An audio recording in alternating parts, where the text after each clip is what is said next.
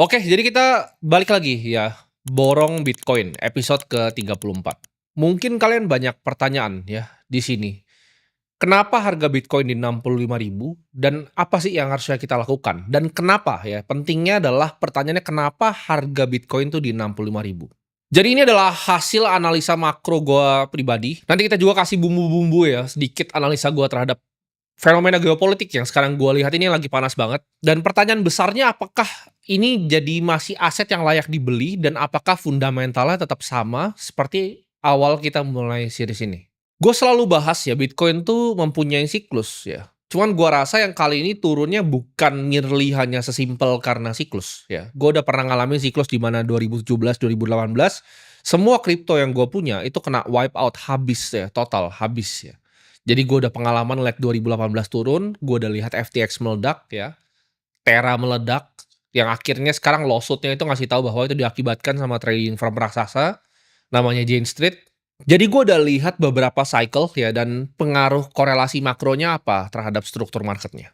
Kita akan bahas ya, ini menurut gue faktor penting ya dari orang yang melihat analisa Bitcoin yaitu money supply. Jadi jumlah uang yang beredar. Gue dari dulu selalu ngajarin kalian ya, Bitcoin tuh naik kenapa? Karena jumlah uang yang beredar itu tambah banyak di dunia, sedangkan beberapa barang itu scarce ya. Beberapa aset seperti kita lihat emas ya, ketika China corner itu jadi langka ya. Kelangkaan ini yang bikin harga suatu aset jadi naik. Bitcoin juga punya limited supply, kita semua tahu. Jadi kalau dicetak uangnya makin banyak, secara logika harusnya Bitcoin harganya makin naik.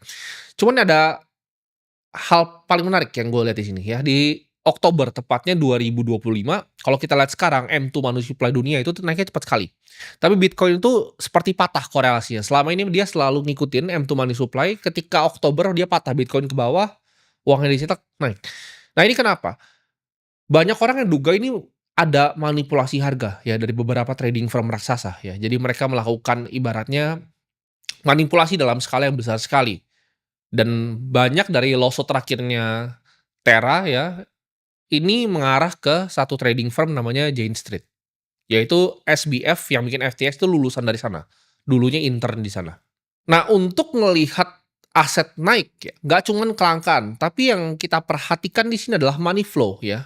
Yang penting adalah flow uangnya itu dari mana. Ketika tadi gue bilang, emas itu naik kenapa? Karena Cina itu nge-corner barangnya. Australia itu ngebeliin banyak gitu. Cina ngebeliin banyak, Eropa juga mulai stocking. Kayak misalnya ini kita lihat dalam 1 minggu depan ya, kita akan lihat saham minyak ya, saham energi, mau dari US dari manapun ya, itu akan naik.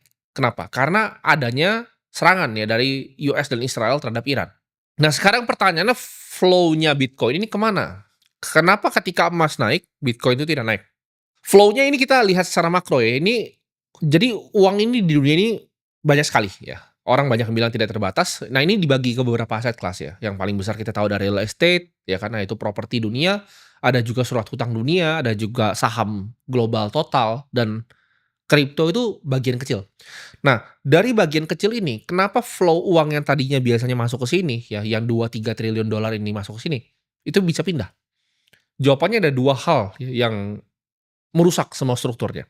Pertama adalah perkembangan AI. Jadi semua orang yang tadinya itu mau berinvestasi di kripto, ya dari 2021, 2022, ketika mereka melihat awalnya keluar kan language model ya GPT ya kan berkembang dari 3,5 yang jelek sampai sekarang 5,2. Mereka coba lagi pakai Anthropic punya Claude yang paling baru. Sekarang udah berubah teknologinya. Jadi kita ada 2 sisi yang kita lihat di dalam AI ini ya. Yang pertama kita lihat sisi dari perusahaan-perusahaan besarnya. Seperti Nvidia, TSMC, ASML, kita ngomong di sini Broadcom, Microsoft lah, satu proxy ke OpenAI juga. Ini nggak semuanya akhirnya berinvestasi di sini. Kenapa? Karena fund-fund besar banyak yang udah ketinggalan dengan harganya Nvidia yang sudah setinggi itu. Jadi mereka cari alternatif keduanya daripada perusahaan intinya yang mengembangkan misalnya hardware dan lain-lain, mereka itu cari alternatif play-nya ya, contohnya seperti tembaga ya. Kalau kita lihat ini bocoran sedikit, kalian lihat aja teman-teman lihat, saham tembaga di seluruh dunia ya, mau di Indonesia, mau di US, itu pasti naik semua. Perusahaan yang bikin koper, kenapa? Karena semua kelistrikan, semua chip yang dipakai untuk bikin tadi, Nvidia dan lain-lain, itu semuanya pakai tembaga. Dan faktor kedua yang gue lihat selain AI, jadi kripto ini ketika ini keluar ya 2021 kalau kalian ingat, itu ketika yang disebut namanya altcoin season, semua orang kan untung gitu. Meme coin ini ibaratnya meme coin mania ya. Nah, kemana semua pemain meme coin mania ini, kita tahu larinya ke satu market namanya prediction market. Ini kan yang bikin billion dollar company ya. Kita lihat seperti Polymarket, seperti Kalshi. Uang ini banyak sekali yang pindah tadinya ya, yang tadinya mau main di kripto, mau spekulasi di kripto, akhirnya pindah ke prediction market. Jadi 2 yang makan flow-nya. AI pertama, yang kedua adalah prediction market. Dan ini gua rasa pertama kalinya ya, dari sejak tahun kita ngomong 2022 ya. Gue udah prediksi bahwa yang digantikan pertama itu bukan pekerja kasar. Kenapa? Karena pekerja kasar tuh susah digantikan, kecuali humanoid robot udah jadi. Gue bilang bahwa pekerja di depan komputer yang pertama diganti dan pekerja kreatif. Dan sekarang terbukti ya. Buat kalian teman-teman yang bilang, "Oh itu cuman apa namanya, nakut-nakutin," gua sarankan kalian untuk coba sendiri ya. Kalian coba lihat open cloud dari Claude gitu, Anthropic punya. Sekarang tuh eranya sudah berubah teman-teman ya. Kayak gua sekarang ya, AI agent gue itu bisa ngerangkum semua grup WhatsApp gue hari ini dan kasih tahu gue 3 poin pentingnya. Jadi ini udah bukan sekedar chatting-an. Kalau itu kan tahun 2022 ya. Tapi orang-orang yang udah lebih mendalami AI di 2025 dan 2026 ini. Misalnya nih contoh, gue mau analisa Nvidia ya. Gue bikin modelingnya di Excel, lalu gue screenshot gitu. Gue screen record. Mereka ngelihat itu, mereka pelajarin cara mikir gue seperti apa, lalu mereka kembangkan sendiri ya. Lalu gue bisa tembakin plugin-plugin ya, gue masukin. Ya mungkin API call-nya sekarang masih mahal ya, per hari gue bisa sampai $100 keluarinnya gitu. Cuman ke depan itu gue rasa akan jadi sangat murah, dan yang kita lihat apa hasilnya? Itu ngerjain lebih bagus dari gue. Jadi sekarang misalnya gue mau analisa ASML gitu kan, perusahaan litografi dari Belanda. Gue masukin aja tickernya, ASML, dia akan bikin sendiri Excel modelingnya lebih canggih dari fund manager manapun. Jadi ini udah bukan eranya cuman ngetik-ngetik, gue udah jarang banget pakai yang kayak ngetik-ngetik. Dia udah ngerjain task gue gitu. Jadi ke depannya ketika misalnya gue punya perusahaan, sekarang gue bisa bikin perusahaan cuma satu orang. Dan ini terbukti ya, salah satu founder paling berpengaruh ibaratnya di dunia, Jack Dorsey, dia punya perusahaan namanya Block gitu, perusahaan financial. Jack Dorsey buat kalian yang nggak tahu, dia yang bikin Twitter dulu. Dia itu layoff 40% karyawannya, ya. Dia bilang ini digantikan sama AI agent semua, udah nggak perlu lagi gitu. Karyawan tuh udah tidak dibutuhkan lagi, karena misalnya gini, lu punya karyawan ibaratnya online shop, lu kalau ngerti cara pakai open cloud-nya Anthropic, lu bisa gantiin orang yang ibaratnya mencet yes atau no-nya di Shopee, lu bisa gantiin semuanya, semua maunya bisa lu gantiin gitu.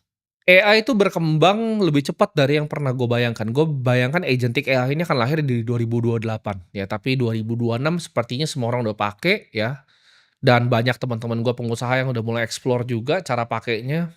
Dan yang gue bilang bahwa demografi hantu ini akan hadir. Nah, ini kita akan bahas nanti nggak cuman sekedar teknologinya, tapi kita akan bahas dampaknya apa nih ke ekonomi dunia ya. Kenapa ibaratnya kita ngomong gini, oke AI ngambilin kerjaan orang, tapi kenapa ibaratnya S&P 500 saham US itu masih bagus? Karena jawabannya gini, ketika perusahaan seperti Block tadi punya Jack Dorsey itu keluarin announcement bahwa dia akan potong karyawan.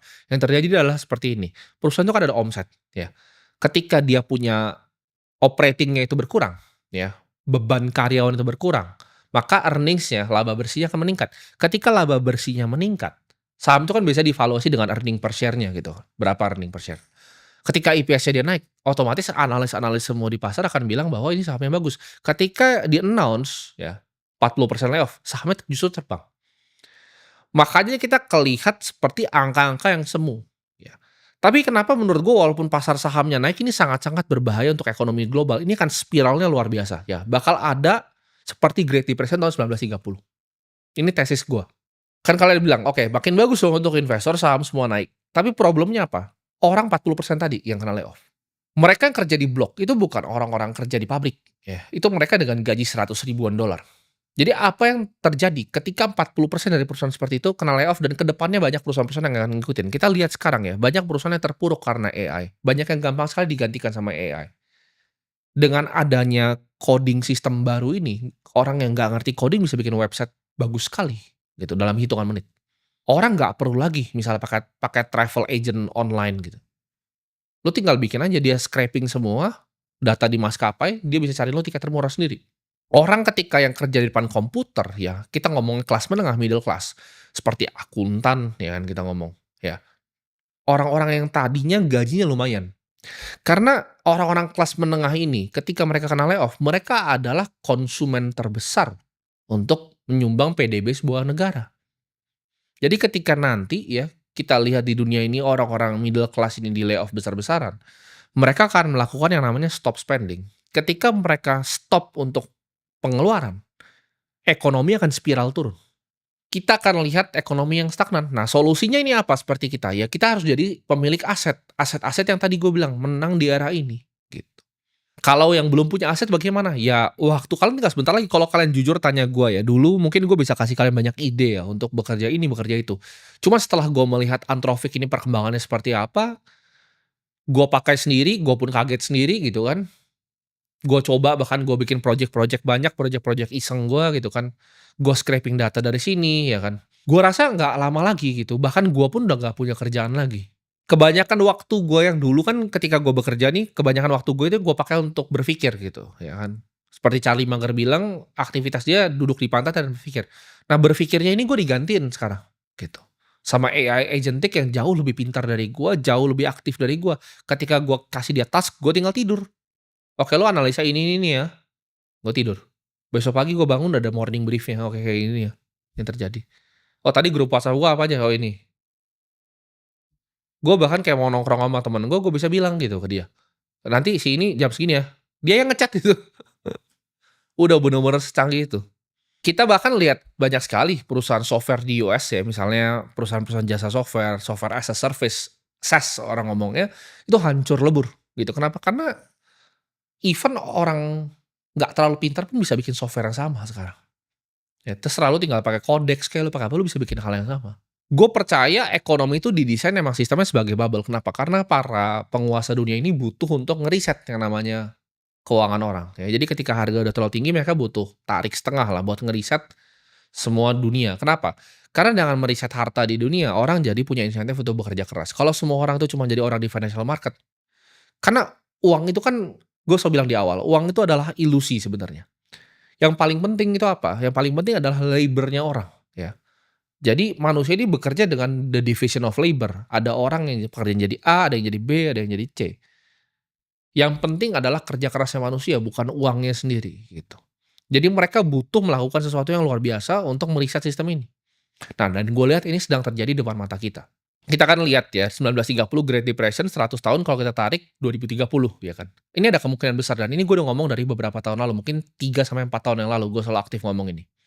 Tapi kelihatan kan sekarang mulai kalian paham apa yang gue ngomongin ya. US mulai menyerang Iran, mulai ada konflik-konflik yang luar biasa.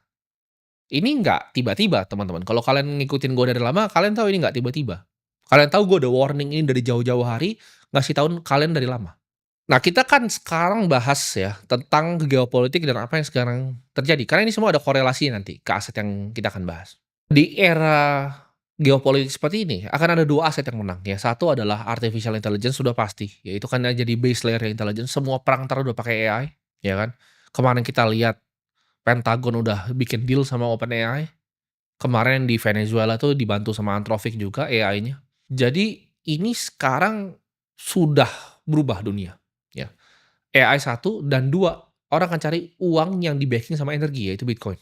Ketiga itu ada ya, mineral-mineral langka yang di dunia ini, yang ini akan diperebutkan sama semua orang, ya. Jadi industri ini cuma akan ada sedikit. Semua industri biotech dan lain-lain akan turunan dari AI. Jadi banyak yang bingung gitu kan, sebenarnya kenapa US ini menyerang Iran gitu kan. Ini banyak yang berspekulasi, cuman kan ini pandangan gue ya, pandangan pribadi gue sebagai analisis makro karena gue selalu melihat ya, dari Rusia Ukraina sampai sekarang.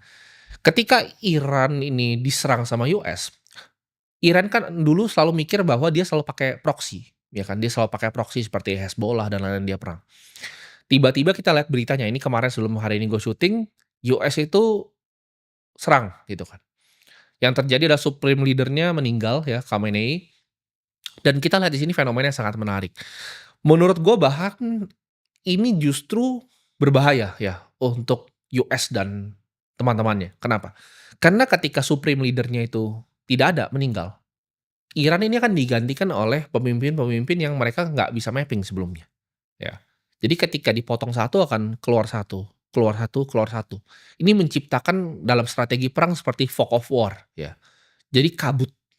Amerika nggak bisa lihat dia mau ngapain. Dan terbukti ya kan military base Amerika sekarang dihantamin nih. Hari ini pagi ini gue baru lihat tadi dihantamin semua. Dan play-nya US ya untuk ini adalah Strait of Hormuz. Ya. Di mana 20% dari minyak dunia ya 20 sampai 22,5% minyak dunia itu lewat situ. Kalau itu sampai dipotong, ini akan jadi problem untuk satu negara ya, yaitu Cina. Ketika Iran ke corner, ini kalau ini semua orang sudah tahu, mereka pasti akan blokade ya, namanya Strait of Hormuz itu. Dan ini akan bikin harga minyak dunia itu melambung tinggi sekali. Dan unik ya, harga Bitcoin itu justru stabil di saat harga seperti ini. Ketika mereka kirim drone, tabrak itu kan, di Dubai. Yang tadi semua orang kira aman, ternyata nggak aman di Dubai. Bitcoin harganya nggak terlalu drop. Kenapa? Karena orang-orang di sana pada jualin propertinya untuk beli Bitcoin. Sekarang kalau kalian cari, ya, listingan properti di Dubai itu diskon 30% semua. Kalian cari semua hotel yang kalian mau nginep di Dubai sekarang, diskonnya 70%. Dan ini akan kita lihat movement di mana US akan melakukan money printing lagi. Kenapa? Karena perang itu butuh financing yang besar. Makanya kita lihat nanti di 18 Maret ini, decision Federal Reserve ini akan mengubah semuanya. Ya, kita akan lihat nanti. Jadi US gua lihat dengan Israel sekarang punya agenda untuk ganti rezim Iran yang sekarang. Ini bisa jadi pedang mata dua ya. Kalau ini works, dia berhasil untuk infiltrasi pakai CIA dan Mossadnya untuk ganti ibaratnya mereka punya rezim jadi lebih pro ke Barat, itu akan jadi bagus ya untuk Barat. Tapi kalau ini sampai gagal, Iran akan jadi another Irak dan Libya gitu. Jadi ntar perang-perang proksinya bakal jadi lebih panjang gitu. Jadi gue bukan cenayang atau gue bukan pelihat masa depan, gue cuma melihat berdasarkan apa data dan fakta yang ada di depan gue dan apa yang bisa kita lakukan ke depannya gitu. Yang kita harus waspadai ya kalau kalian yang ngikutin berita itu ada dua menurut gue. Satu adalah ketika Rusia itu bantu Iran. Itu harus hati-hati. Dan satu negara lagi yang ketekan itu adalah Cina. Karena gue bilang tadi minyaknya itu dia nggak bisa ya. Kalau dia nggak ada Strait of Hormuz. Dan kalau kita lihat secara geografi, di kanannya itu, Cina itu udah dipotong, ya kan. Kita lihat bahwa Filipina di paling bawah, Taiwan yang dia pengen banget, lalu Jepang. Makanya ketika gua tahun lalu Desember ke Jepang, ya kan, orang kalau dari Cina mau ke Jepang, itu susah, gitu. Karena ini udah jadi problem panas nih. Amerika kan potong dari sebelah kanan. Makanya Cina kan pengen banget untuk ngambil kesempatan dalam kesempitan untuk ngambil Taiwan. Itu problemnya. Dan ini akan bikin dunia berubah jadi dunia yang ibaratnya multipolar ya, jadi banyak kekuatan-kekuatan baru. Jadi gue tetap percaya ketika situasi panas seperti ini, Bitcoin tetap jadi aset yang aman ya bagi gue. Apakah gue takut ini turun sampai 65.000? Kalau kalian bayangin, gue di sini ketika awal kita bikin harga Bitcoin berapa gitu kan, borong Bitcoin. Ketika awal gue mulai untuk aktif lagi sharing di sosial media, Bitcoin itu 16.000. Ini udah naik berapa kali lipat dari harga 16.000 itu. Jadi gue nggak ngerasa ini adalah harga yang rendah ya. Jadi buat tanya apakah Bitcoin akan ke nol? Jawabannya enggak ya. Buat yang tanya apakah ini saatnya untuk nyerok semua dengan semua harta gue? Jangan ya. Selalu keep cash 30%. Ini sebagai foundational ya. Ikutin aja Warren Buffett. Dia lebih ngerti dari kita ya. Dan pantau gitu. Memang semua harga equity udah mahal ya. Kita akan lihat banyak saham-saham US tuh berguguran dan berjatuhan karena fenomena geopolitik dan juga fenomena AI ini. Jadi tesis gue ini sampai mungkin 5 tahun ke depannya akan clear ya. Satu, AI investasinya. Dua adalah Bitcoin investasinya. Tiga itu adalah mineral langka, SDA langka, kerukan tanah langka yang dibutuhkan ya sama AI. Tapi yang dibutuhkannya sama AI. Jadi gue tetap pantau ya perkembangan dunia seperti apa dan kita akan langsung lanjut untuk borong Bitcoin. Oke, kita udah masuk sini ya. Kita akan langsung aja beli ya. Udah 4,2 miliar 19 juta di sini. Kita mulai dengan 3,4 miliar ya. Kita akan langsung beli di sini. Kita pilih asetnya dulu di sini kan. Bitcoin kita cari, kita isi 100 juta. Ya, kita akan lanjutkan dan kita akan konfirmasi. 0,08 Bitcoin ya. Jadi sudah terbeli di sini ya. Aset kita akan lihat di sini. Udah masuk ya, teman-teman semua. Jadi 4,2 miliar ya. Dan gue nggak takut ya atas peristiwa geopolitik mau ini turun lagi. Saran gue untuk kalian jangan serakah. Ketika harga murah jangan langsung mau masukin cash semua duitnya. Tetap pegang cash dan tetap cicil Bitcoin.